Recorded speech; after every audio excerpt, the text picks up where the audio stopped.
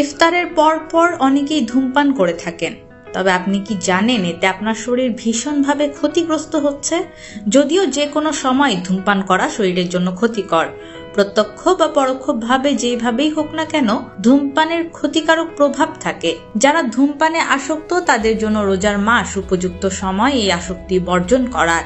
যারা ইফতারের পর ধূমপান করে থাকেন তাদের অ্যাসিডিটির সমস্যা অনেক বেড়ে যায়, কেননা ধূমপান পাকস্থলীর হাইড্রোক্লোরিক অ্যাসিডের ক্ষরণ বাড়িয়ে দেয়, যার ফলে গ্যাস্ট্রাইটিস বা পাকস্থলীতে প্রদাহ তৈরি হয়। অতিরিক্ত ধূমপান ফুসফুস এবং স্নায়ুতন্ত্রকে উচ্চ ঝুঁকিতে ফেলে থাকে। এছাড়াও ধূমপানের ফলে ফুসফুসের প্রদাহ সহ নানাবিধ শারীরিক সমস্যার ঝুঁকি বেড়ে যায়। সারাদিন রোজা রাখার পর এটি স্ট্রোক ও হার্ট অ্যাটাকের ঝুঁকিও বাড়িয়ে দেয়। তাই রোজার মাসে সর্বোচ্চ চেষ্টা ও প্রতিজ্ঞাবদ্ধ থাকা উচিত ধূমপান ত্যাগ করার।